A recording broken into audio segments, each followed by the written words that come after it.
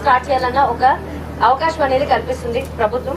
And మా అధికారుల తరఫున ఈ ల్యాండ్ అనేది మేము ఏపీఐసీకి ఇవ్వడం జరిగింది. ఇప్పుడు ఏపీఐసీ వాళ్ళు ఆ కంపెనీలకు ఇచ్చి మీకు ఉపాధి కల్పన అనేది వస్తుంది. సో అందుకని ఇది చాలా ఇంపార్టెంట్ ప్రాజెక్ట్. మన రాష్ట్రానికే కాకుండా మన నెల్లూరు జిల్లాకు కూడా చాలా ఇంపార్టెంట్. సో ఈ కాన్స్టిట్యుయెన్సీ మనం మినిస్టర్ గారి కాన్స్టిట్యుయెన్సీలో ఈ ప్రాజెక్ట్ ఈ ఏరియాని ఇంత మంచిగా, దీనివల్ల మన నెల్లూరు జిల్లాకే కాకుండా ఈ రోడ్డు కూడా మంచి రూపురేఖలు మారుతాయని మనస్ఫూర్తిగా ఉద్దేశిస్తూ అండ్ అందరికీ చాలా థ్యాంక్ యూ. డిపార్ట్మెంట్స్ కూడా GMDIC గారికి అండ్ ZM గారికి కూడా they have cooperated very well for this project. Thank you sir and I welcome you for this inauguration sir. Thank you. ప్రతి ఇంటిలో ఒక ఎంటర్‌ప్రెన్యూర్ కావాలి, ఉపాధి అవకాశాలు మెరుగుపడాలి. ఎప్పుడైతే యువతకి ఉపాధి అవకాశాలు ఇస్తామో కుటుంబ తలసరి ఆదాయం పెరుగుతుంది. కుటుంబ తలసరి ఆదాయం పెరిగినప్పుడు జీవన ప్రమాణాలు పొందుతాయి. ఆ విధంగా రాష్ట్రం అనేది సర్వతోముఖాభివృద్ధితో ముందుకు వెళ్తుందని చెప్పి రాష్ట్ర ప్రభుత్వం మరియు మన ముఖ్యమంత్రి చంద్రబాబు గారు అందరికీ ఈ పదంగా ముందుకు వెళ్ళాలని చెప్పి రాష్ట్ర వ్యాప్తంగా 175 నియోజకవర్గాల్లో MSME పార్కుల ఏర్పాటుకు మే 1న మన నెల్లూరు జిల్లాలోని ఆత్మకూరులో మొదటిగా శంకుస్థాపన చేయడం జరిగింది. అందులో భాగంగానే ఈరోజు నెల్లూరు రూరల్ నియోజకవర్గంలో కూడా పొద్దున మార్నింగ్ ఆమంచర్లలో భారత్ సింధూర్ MSME పార్క్ ఏర్పాటు చేశారు. అదే కోవలో ఈ రోజున మన రాష్ట్ర పురపాలక శాఖ మంత్రుల వారి యొక్క అధ్యక్షతన ఈరోజు నెల్లూరు సిటీ నియోజకవర్గంలో ఇక్కడ నేషనల్ హైవేకి ఆనుకొని తూర్పు దిక్కున మంచి ప్రైమరీ ల్యాండ్లో ఇక్కడ ఈ MSME పార్క్కి శంకుస్థాపన చేయడం చాలా శుభ పరిణామం అని చెప్పి తెలియజేస్తూ ఈ సైట్ సెలక్షన్లో కూడా మొదటిగా ఎక్కడెక్కడ అనుకున్నప్పటికీ మరి పురపాలక శాఖ మంత్రుల వారు వారి యొక్క అపార అనుభవంతో ఇది ప్రైమ్ ల్యాండ్ అయినప్పటికీ ఇటువంటి ప్లేస్లో కనుకున్నట్లయితే ఇక్కడ ఉన్నటువంటి టిట్కో కాలనీ వాసులకి ఇది ఖచ్చితంగా ఉపయోగపడుతుందని చెప్పి వారందరికీ కూడా ఉపాధి దొరుకుతుందని చెప్పి ఈ సైట్ని సెలెక్ట్ చేయడంలో వారు దార్శనికత ప్రదర్శించారు. వారికి ప్రత్యేకంగా ధన్యవాదాలు తెలియజేస్తూ ఈ ప్రాజెక్ట్ని ముందుకు తీసుకెళ్లడంలో ZMDIC గారు అదేవిధంగా GMAPIC వారు కూడా దీన్ని త్వరితగతిన పూర్తి చేసి ప్రభుత్వం యొక్క లక్ష్యాన్ని నెరవేర్చాలని చెప్పి మనసారా కోరుకుంటూ సెలవు తీసుకుంటున్నాను. Thank you. 1400 మందికి పట్టాలు మొన్న క్యాబినెట్లో యాక్చువల్గా అప్రూవ్ చేశారు. అది ఎన్నో దాదాపు 40 సంవత్సరాల నుంచి పెండింగ్ ఉన్న విషయం. అలాంటిది ముఖ్యమంత్రి గారు క్యాబినెట్లో దాన్ని క్లియర్ చేశారు. ఆ కేసులో నేను నడిపించాను. వారి ఆనందానికి అద్దులు లేవు. ఎందుకంటే ఎలక్షన్ ముందు నేను ఇక్కడికి వస్తే ప్రతి ఒక్కరూ అడిగిందంటే, సార్ ఎంతో కాలం నుంచి ఇక్కడ ఉన్నాం, మా పట్టా స్థలాల మా కాగితాలు ఇచ్చారు, అవి తీసుకుని బ్యాంకుకి తీసుకుపోతే ఈ పట్టాలు కాదు మీరు నివాసం ఉంటున్నారు ఇచ్చారు, చల్లవని పంపించారు, మాకు పట్టాలు ఇప్పించండి వాళ్ళు అడగటం. అయితే నేను అప్పుడు చాలా క్లియర్గా చెప్పా,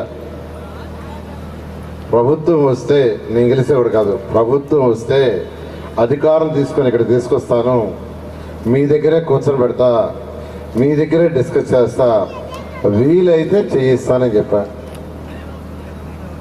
అదే మాట తప్పకుండా మార్చి 1వ తేదీ పెన్షన్స్ ఇచ్చేదానికి వచ్చినప్పుడు అధికారం తీసుకొచ్చాను. కలెక్టర్ని, RDOని, మున్సిపల్ కమిషన్ అందరినీ, ఇరిగేషన్ వాళ్ళందరినీ ఇక్కడే కూర్చొని పెట్టి 54 డివిజన్లో వాళ్ళతో డిస్కస్ చేశా. ఇది నిజంగా అంటే దొంగ పట్టాలు కాకుండా అసలైన సిసలైన పట్టాలు ఇవ్వాలంటే ఏం చేయాలంటే వాళ్ళు చెప్పింది ఒకటే, ప్రాసెస్ చేసి క్యాబినెట్లో అప్రూవ్ చేయాల్సిందే సార్, కలెక్టర్ ఇచ్చేది కాదు, కలెక్టర్ పర్వ్యూ కాదు, ఇది ముఖ్యమంత్రి గారి యొక్క అధ్యక్షత జరిగే క్యాబినెట్లో మంత్రుల సమావేశంలో తీసుకోవాలంటే మొన్న ఉదయం క్యాబినెట్లో దాన్ని పెట్టడం, ముఖ్యమంత్రి గారు దాన్ని అప్రూవ్ చేశారు. నిజంగా నాకు కూడా చాలా ఆనందంగా ఉంది. వాళ్ళ ఆనందం కంటే బహుశా నేనే ఎక్కువ ఆనందపడతాను. ఎందుకంటే పేదలు నిరుపేదలు దాదాపు 40 ఏళ్ల నుంచి ఉన్నారు. 2014-19లో చక్కగా రోడ్లు వేసాం, డ్రైన్స్ కట్టించాం, డ్రింకింగ్ వాటర్ ఇచ్చాం. కానీ ఆ ఇళ్ళకి ఆ పట్టాలకి విలువ లేకుండా పోయింది.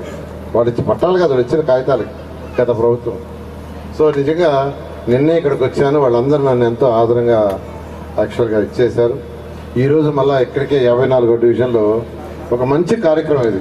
ఎందుకంటే ముఖ్యమంత్రి గారు ఒకటి చెప్తున్నారు, ప్రతి ఇంటిలో ఒక ఎంటర్‌ప్రెన్యూర్ కావాలి, ప్రతి ఇంటిలో కనీసం ఒకరైనా వ్యాపారవేత్త కావాలి. ఈ రాష్ట్రం భారతదేశంలో నెంబర్ 1 రాష్ట్రం కావాలి ఆర్థికంగా. అలా కావాలంటే ప్రతి ఇంటి నుంచి ఒక వ్యాపారస్తుడు రావాలి. ఆ ఉద్దేశంతో ఈరోజు ముఖ్యమంత్రి గారు అనేక దేశ విదేశాలు తిరిగి, యువనాయకుడు లోకేష్ కూడా అనేక దేశ విదేశాలు తిరిగి పెద్ద పెద్ద వ్యాపారస్తులు ఈ రాష్ట్రానికి పిలిపిస్తున్నారు. ఈ ప్రభుత్వం వచ్చిన తర్వాత దాదాపు ఎన్నో కంపెనీలు వచ్చినాయి, పెద్ద పెద్ద కంపెనీలు వచ్చినాయి. అంటే కంపెనీలు రాదే మన పిల్లలకి భవిష్యత్తు ఉండదు. మన పిల్లలకి భవిష్యత్తు ఉండాలంటే ఉద్యోగాలు రావాలి, ఉద్యోగాలు రావాలంటే కంపెనీలు రావాలి, పెద్ద పెద్ద కంపెనీలు. అదేవిధంగా చిన్న చిన్న పారిశ్రామికవేత్తలు ఉన్నారు, చిన్న చిన్న పనులు చేసుకునేవాళ్ళు, చిన్న చిన్నవి. వాటికి ఎంఎస్ఎంఈలని అది ఒక కాన్సెప్ట్ తీసుకొచ్చారు. 175 కాన్స్టిట్యున్సీస్ ఉంటే 175 కాన్స్టిట్యున్సీలో ఎంఎస్ఎంఈలు స్టార్ట్ కావాలని ముఖ్యమంత్రి గారు ఆదేశించారు క్యాబినెట్లో. మొన్న ఒకటో తేదీ మన ఆత్మకూరులో రాష్ట్రం మొత్తాన్ని కలిసి ముఖ్యమంత్రి గారు యాక్చువల్గా కాన్స్టిట్యున్సీలో ఇనాగరేషన్ చేశారు.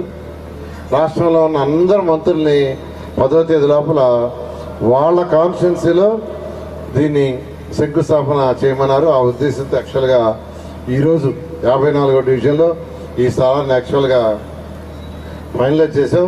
ఇది 2.4 ఎకరాలు, మొత్తం ఇక్కడ 26 యూనిట్లు వస్తాయి. G+2 ground floor plus first floor 2 floors ఉంటుంది.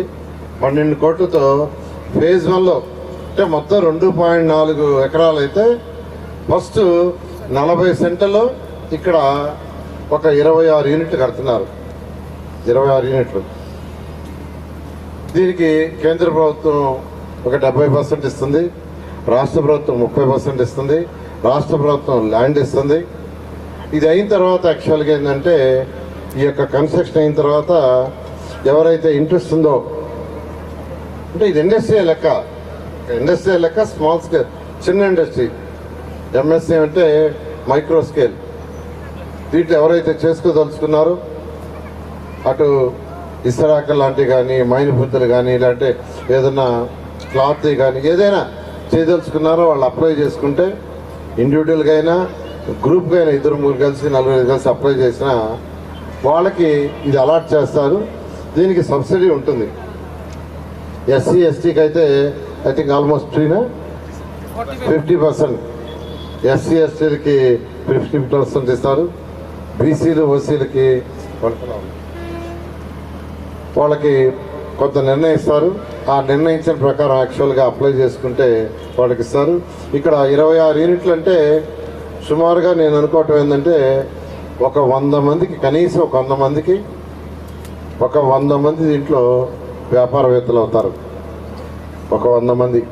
ఇది ఫస్ట్ ఫేజ్ కన్స్ట్రక్షన్ అయిన తర్వాత మళ్ళా సెకండ్ ఫేజ్ మళ్ళీ ఒక 100 మందికి, అదైన తర్వాత మళ్ళీ ఒక 100 మందికి.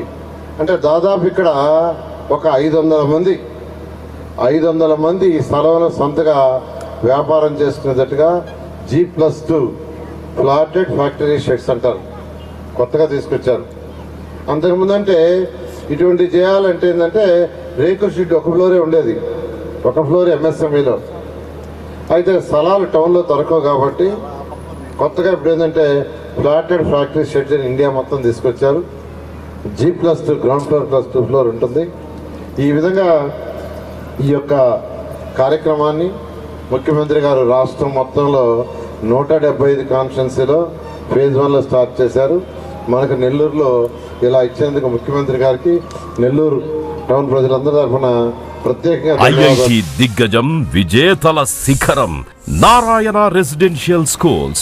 ఐఐటిలో టాప్ ర్యాంక్ కోసం సివో స్పార్క్ ఒలింపియాడ్ ప్రోగ్రామ్స్, నీటిలో టాప్ ర్యాంక్ కోసం సివో మెడి ప్రోగ్రామ్. ఇండియాలోనే బెస్ట్ ప్రోగ్రామ్స్ తో, బెస్ట్ టీచర్స్ తో, బెస్ట్ ఫెసిలిటీస్ తో, హెల్దీ అండ్ హైజీనిక్ ఫుడ్ తో, ఆహ్లాదకర వాతావరణంలో Narayana residential schools. Regional mathematics olympiad IO క్యూమైలో గత 3 సంవత్సరాలుగా చారిత్రాత్మక విజయాలతో సంచలనాలు సాధింపజేస్తోంది నారాయణ. బాలబాలికలకు వేర్వేరుగా హాస్టల్ వసతి కలదు. అడ్మిషన్లకై సంప్రదించండి.